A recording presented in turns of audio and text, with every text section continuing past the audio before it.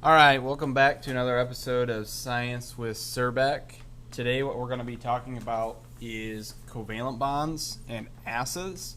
So there's a couple of objectives that I want you to be able to accomplish by the end of this video.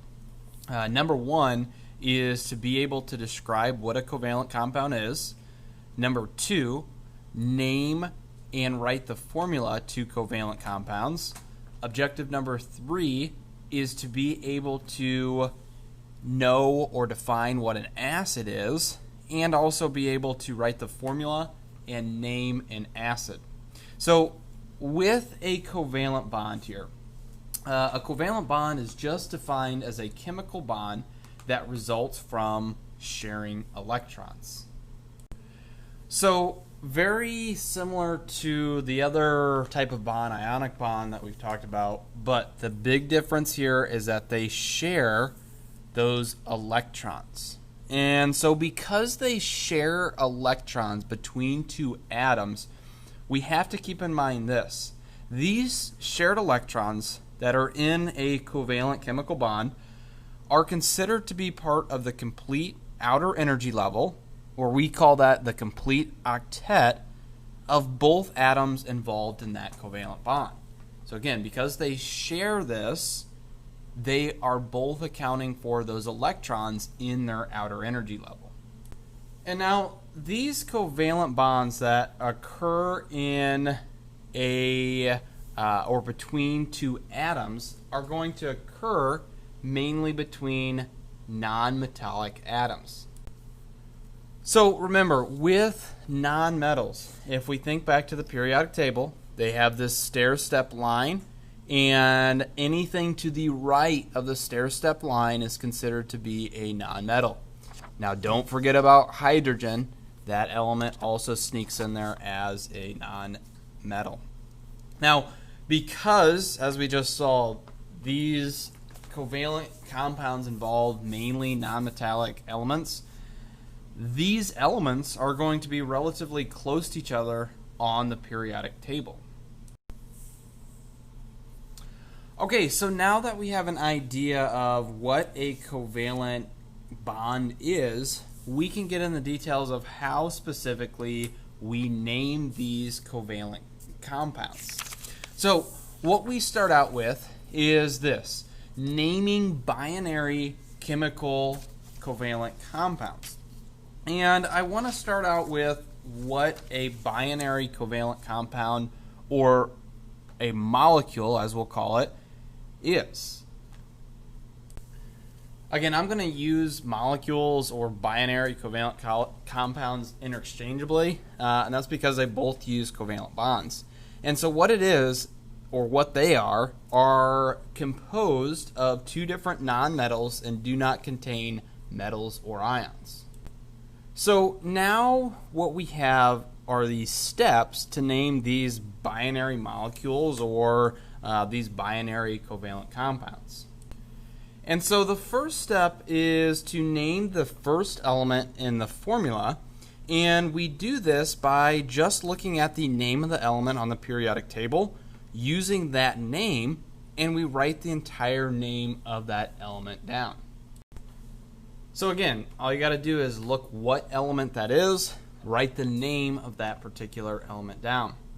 The second thing that we do is name the second element in our compound. And so the second element in the formula is just named using the root of the element name, and then you change the ending to IDE. So remember, each element we're going to take a little bit different amount off and add that IDE ending, but the second element in a covalent compound is definitely always going to have that IDE ending. The third step, and this is where we differ for how we name covalent versus ionic compounds, but the third step to name a covalent compound is this: we need to use prefixes. And these prefixes indicate the number of atoms of each type that are present in the compound. Now, these prefixes I have in this particular chart. So it shows how many atoms of each element in that formula you have, and what prefix that you need to use. Now, there is one exception to this, and that is if the first element in the formula, if it only has one atom, it never uses the prefix mono. Again, no mono prefix is used for that first element in that compound. Okay, so now what we can shift gears to is how exactly, in an example, would we name a particular covalent compound. So if we shift gears here, we will transform to our examples, and this first example is CCl4. Now, you may be wondering, well, how do I know if it's a covalent or ionic compound? Well, if we look up C and Cl, notice how they're both on the right-hand side, and they're both nonmetals. So that's that first indication. The next thing that I do is I divide the elements involved in the compound. So I have C and Cl4. Remember that capitalization indicates that start of that new element. And so the thing I need to do now is look up what is the name for that element C. I find it on the periodic table. That name of that element is carbon. Now my rules tell me just write down the name of that element. No modification is needed. The second thing that I need to do is I need to find out, well, what is Cl, or what is that name? And if we look here, the name of Cl is chlorine. Now our rule number 2 said the ending of this second element involved in the compound needs to be taken away and added IDE. Now, where that gets taken away is dependent upon each and every element. You chop a little bit more off for some elements rather than others. So what I'm going to do at this point is I'm going to write down carbon chloride, but I'm going to leave space because we still have to go back and we have to add our prefixes.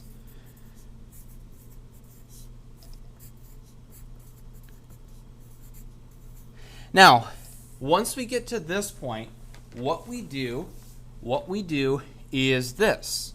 We go back to the formula and we look how many elements are involved, or how many atoms of each element are involved. So you look at carbon, you look for the subscript. There is no subscript, which in chemistry, if there is no subscript, we assume there's just one. So if we looked on our prefix sheet, we notice the prefix for just having one of those carbon atoms is mono. But hold on. Our exception to our rule said, hey, if it's the first element listed and there's only one of them, we do not put that prefix mono. So right here, we just leave it as carbon. So now we move on to our Cl. And always our second element listed will have a prefix. So we look at the subscript here, which is a subscript of 4. So that means we have 4 Cl atoms. And we look up the prefix for 4 Cl atoms is tetra. So in front of chloride, what we do is we add the prefix tetra. So this formula, CCl4, has the name of carbon tetrachloride. Now we move down to another example, P2O5. Again, the first thing that we need to do is we need to split the two elements that are involved in this particular compound. And we look on our periodic table and we find our P stands for phosphorus. Now because it's the first element listed, all we need to do is we need to write down the name of that element, and no modification is needed. The second element, O, if you look on the periodic table, the element name is oxygen, so we write down oxygen, and we have to chop off the ending and make it become IDE. Now, again, it's a little bit different for each and every element. We take a little bit more here off of oxygen, and it becomes oxide. So now what we have here is this. We have our phosphorus oxide, which I'm just going to go ahead and rewrite. Remember to leave some spaces because we have to add prefixes. So I'm going to leave some big space in between each of those spaces. So now we look at phosphorus. The number of atoms is indicated by that subscript, so that is a 2. So you look on your prefix chart here. The prefix for 2 atoms is di. So in front of phosphorus, we tack on the prefix di. That becomes diphosphorus. Now, oxygen. We look at the elements or how many atoms of that particular element we have, and you see there's a 5. So again, we get our handy dandy chart out, and 5 atoms, 5 oxygen atoms becomes the prefix penta.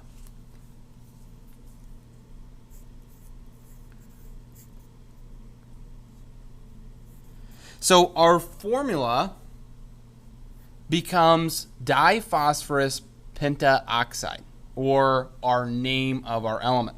Now sometimes here, what you'll see, because the 2 vowels, they will modify that ending. So we'll often have just pentoxide, because pentaoxide, it's very difficult to say. But P2O5 is diphosphorus pentaoxide.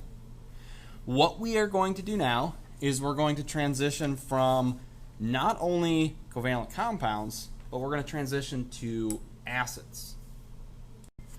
All right, so transitioning here to acids. So an acid, in this particular class, an acid is going to be defined as a compound that produces a hydrogen ion, H+, in solution. And to keep it simple, what we're going to do here is that any compound that we see hydrogen listed first, we are going to utilize the acid naming protocol and the acid naming formula writing. So again, as we have a hydrogen listed first, that's going to indicate that we have an acid. So there's 2 types of acids. The first type of acid is known as a binary acid. And a binary acid is defined as a molecule that contains hydrogen and one other element. Now, we may have multiples of this one other element, but again, it is just one additional element from the periodic table. Now, our other type of acid is an oxyacid. And an oxyacid is defined as a polyatomic ion that is combined with hydrogen. So depending on if we have a binary or oxyacid will determine how specifically we name our acids. So we'll start out with binary acids, and then we'll shift gears to our oxyacids. So our steps here to name a binary acid is as follows. The first step is to use the root of the second element listed. The second step is to change the ending of the second element to IC or IC. And then the third step is to place the prefix hydro in front of the name of that second element.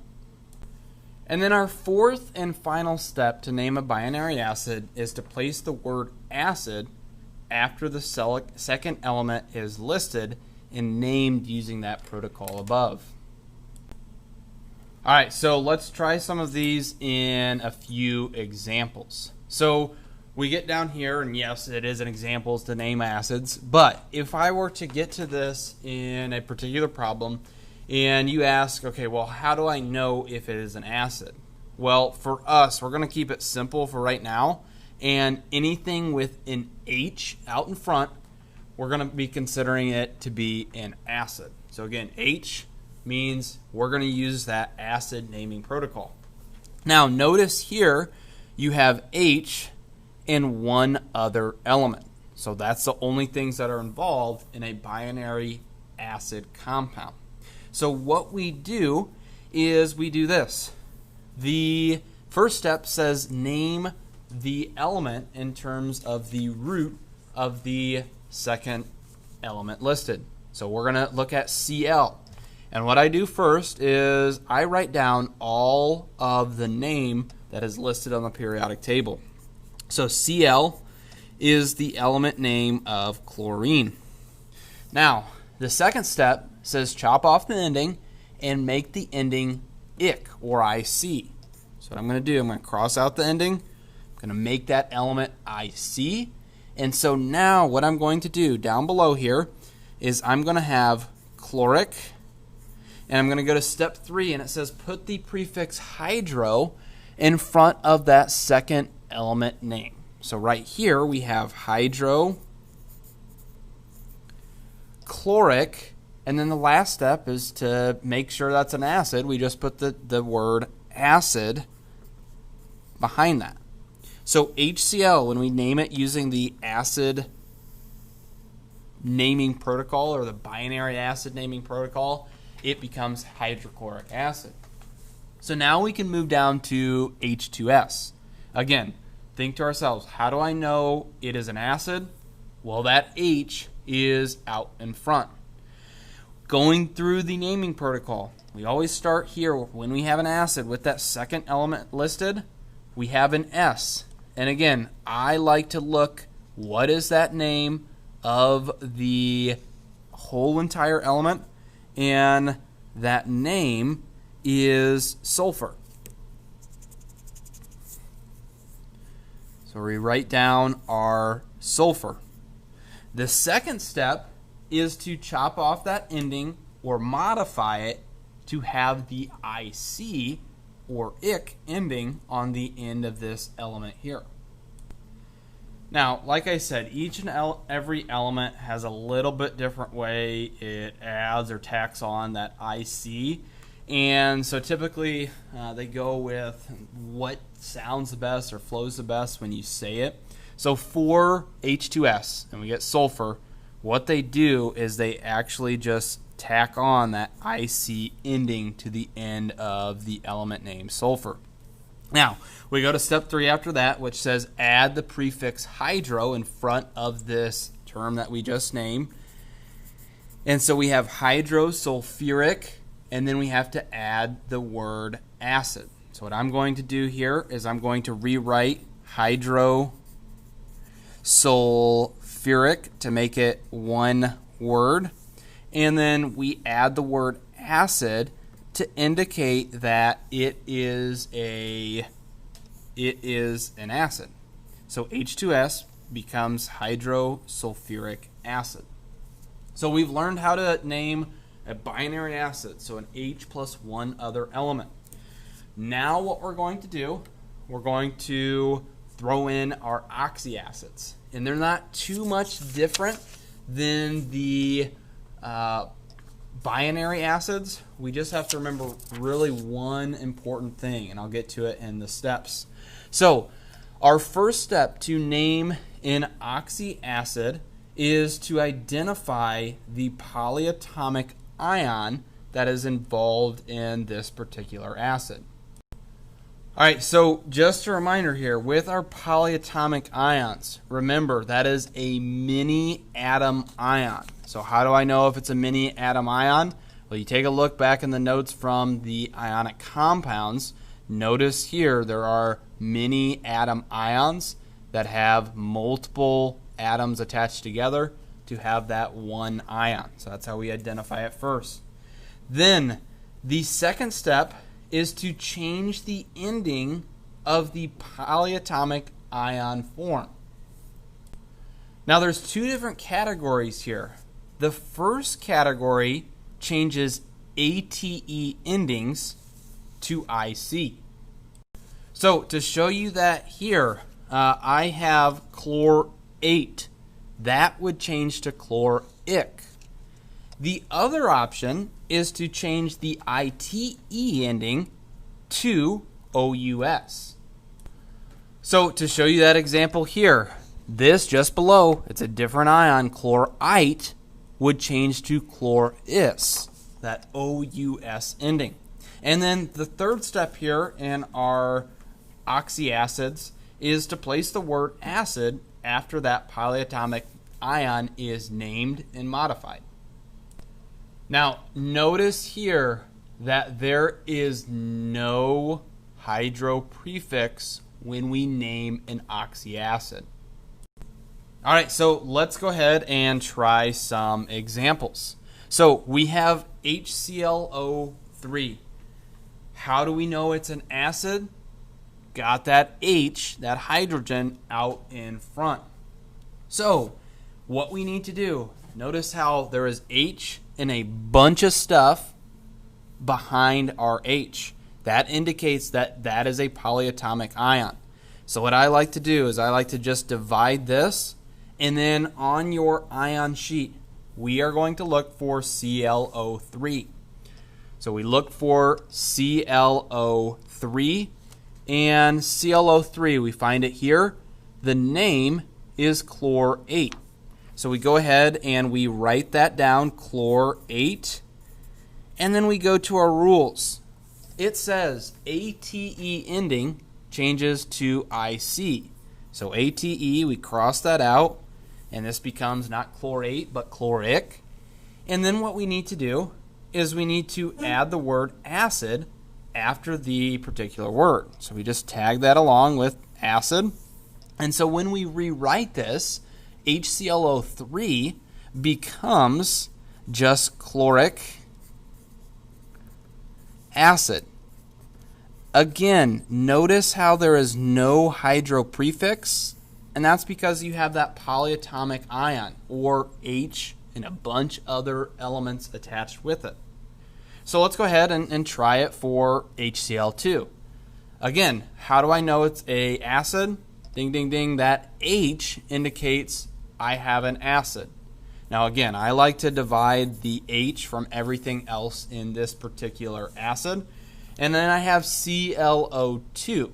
So I look on my sheet. If we're not familiar here, ClO2 is given the name of chlorite. So I write down chlorite, and then I look back here. The ITE ending changes to OUS. So what I'm going to do, cross out ITE and tack on OUS. The last step here is just to tag along the word acid. So when I rewrite the name for HClO2, it becomes chloris acid. Notice too, as I'm writing this, notice too, there is no hydro prefix. And that's because it's H and a bunch other elements after that H. So just be careful there. Okay, so now that we have named named our acids, both types of acid, we named our covalent compounds, now we need to go backwards. We need to go from our names to writing our formulas. So we will shift gears here. So for this, for both acids and covalent compounds, because they are covalent compounds, we can use similar types of steps. So what I've done here is I have just combined these steps together. So the first step to be able to write the formula of a covalent compound or an acid is to find out what or how many atoms we have of each element. And to do this, we just look at the subscripts. So those subscripts are determined from the prefixes in that particular name. So all we'll do is we'll look up the element symbol for each of those names, and then towards the bottom right, we'll tack on the number of atoms indicated by the prefix. It's too easy. Now, a little caveat here for step 2. If we have a formula of the acid, the formula can actually be derived from the name. when we write the formula for an acid, what we have to keep in mind is that the charges of the H plus, the hydrogen, has to balance the charges of the polyatomic ion in a very similar fashion that we did back when we named ionic compounds. Okay, so let's put these steps to the test here, and let's name a covalent compound, or write the formula, and then write the formula for an acid. Okay, so we have nitrogen trifluoride. So the first thing that we do is we look up the element symbols for each of these particular elements. So nitrogen, if we look this up, nitrogen is listed right here, and it has the symbol of N. So all I'm going to do here below nitrogen is I'm going to write N, and then I'm going to find our trifluoride. Now, that is a prefix tri, so we just look to fluoride. The symbol for fluoride is F. Okay, so I'm just going to put down F so we know the symbol. And now we go to add the atoms, or the number of atoms in each element. So we start here with nitrogen because it is the first thing listed. And then we look for the prefix. And there is no prefix. But remember, if there's only one of these elements, there is no prefix mono used. So we just have N. Now, because we just have one, remember we leave that subscript blank to indicate that we have one. Then we put our F right next to it, and then we look up the prefix tri.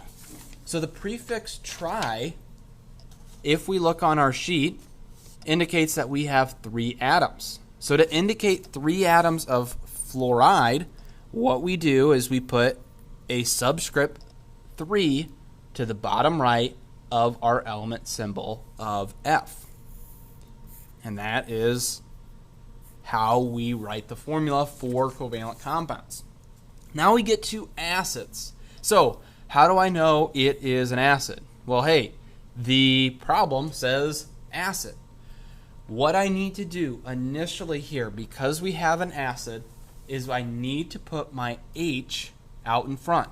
So what I'm going to do here is I'm going to write H plus, because my second step or my second reminder said, hey, I got to balance my H pluses, and this is a 1 plus, just so you know. And then I have to look at sulfuric. Now, a couple of things to indicate here. It is only a single element if you have that prefix hydro. So do you see a prefix hydro? No. That means that we have to look at those polyatomic ions. Now, how do I do this? Well, I got to go back and I got to remember. The IC ending, if we look back on our steps, our IC ending came or originated from an ATE ending. So what I'm going to do is I'm going to get rid of our acid ending, and I'm gonna look for our 8. Now with sulfuric acid, we actually chop off a little bit more, and so we need to not only just look for sulfurate, that's not right, we need to look for sulfate. So if we get our ion sheet out, we look and we find our sulfate right here. And the formula for sulfate is SO4 2 minus. So I write down SO4 2 minus. Now remember, just like in our writing our ionic formulas for an acid, our charges have to cancel out. So what we do, we take the charge number, in this case 2, and that indicates how many H's we need. So we have H2, then we take the charge from H, which is a 1, and the whole SO4 needs 1. And because SO4 only needs 1, we just write SO4. We don't put parentheses and then 1 because we only need 1. We just write this particular formula down.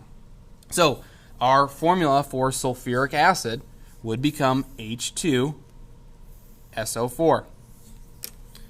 All right, so this concludes another episode of Science with Surback. I hope you have enjoyed this and learned something. And as always, subscribe.